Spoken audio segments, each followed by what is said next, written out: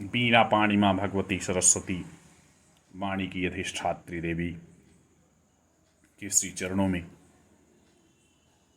प्रणाम करके, गुरुजनों को प्रणाम निवेदित करके,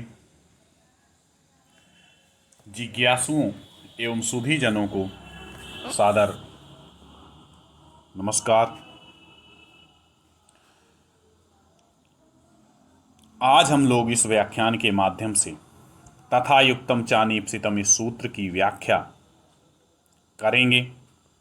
इससे पूर्व कर्मणि द्वितीया और द्वितीया विभक्ति करने वाले जो सूत्र हैं और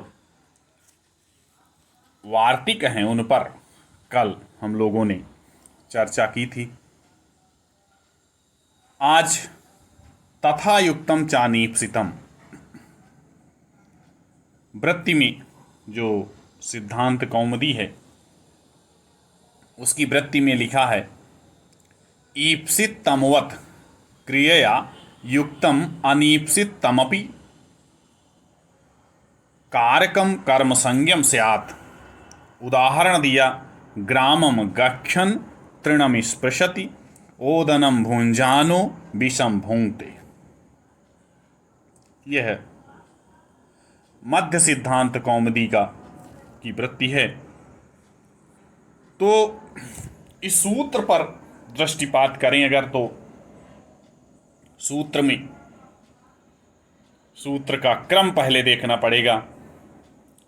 सूत्र जो कर्तुरीप्सित तमम कर्म है उसकी सूत्र संख्या 1449 है और ये उसी के जस्ट बाद वाला सूत्र है 1450। ये सूत्र कहता है तथा युक्तम। तथा से क्या तात्पर्य है और इसके बाद अनीप्सित से क्या तात्पर्य है। तो पहले हम लोग इस सूत्र के अलग अलग पदों को देखेंगे। तथा अव्यय पद, प्रथमा विभक्ति एक वचन, युक्तम प्रथमा विभक्ति एक वचन, चा यह भी प्रथमा विभक्ति एक वचन और अनीप्सितम यह भी प्रथमा विभक्ति एक वचन में है। यह सूत्र क्या कहता है इस विषय पर हम लोग अब ध्यान आकृष्ट करेंगे। तथा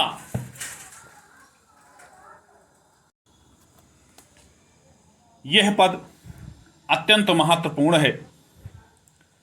इस तथा पद से ही इससे पूर्ववर्ती जो सूत्र है उसका परामर्श होता है।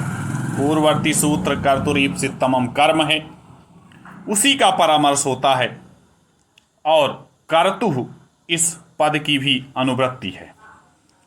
तथा वहां पर आया है कर्तुरीप्सित तमम कर्म, ये कहा गया।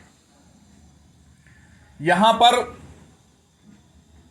तथा युक्तम, तथा युक्तम का मतलब क्या है। वृत्ति में जो कहा ईप्सित तमवत क्रियया युक्तम अनीप्सित तम कारकम कर्म संज्ञा स्यात्, यह कहा। तो ईप्सित तम,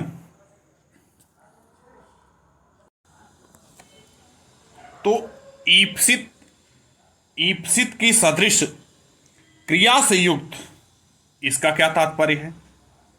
तात्पर्य यह है कि जो क्रियाजन्य फल से युक्त है, क्या है,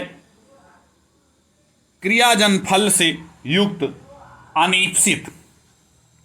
तो क्रियाजन्य फल से युक्त जो अनीप्सित है उसकी भी कर्म संज्ञा होगी इस सूत्र से।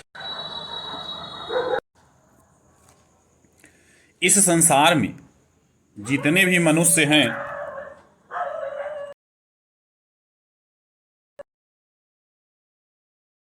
इस संसार में जितने भी मनुष्य हैं उन सबको सभी पदार्थ ईप्सित नहीं है।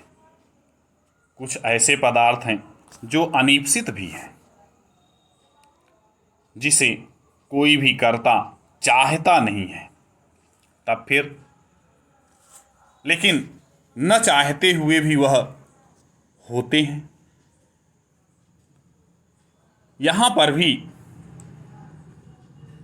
अनीप्सित होते हुए भी वह ईप्सिततम की तरह क्रिया के अत्यंत निकट बने रहते हैं, और अत्यंत निकट होने के कारण ही उनकी भी कर्म संज्ञा इस सूत्र के द्वारा विहित की जाती है। कहीं कोई ऐसा उदाहरण प्राप्त है, ऐसा कोई उदाहरण मिलता है? कहें हाँ, ओदनम भुंजानो विषम भूंगते। ओदन कहते हैं भात को, और विष, यहाँ पर इस वाक्य में दो पद हैं जिनमें कर्म है, कर्म कारक है, ओदनम और विषम। तो यहाँ पर ओदनम भुंजानो विषम भुंगते, ओदन तो ईप्सिततम है। इस वाक्य में ओदन ईप्सिततम है, परंतु विष जो है वह अत्यंत अनीप्सित है। लेकिन यह ओदन जो ईप्सिततम है उस कर्म से अत्यंत निकट है। क्यों?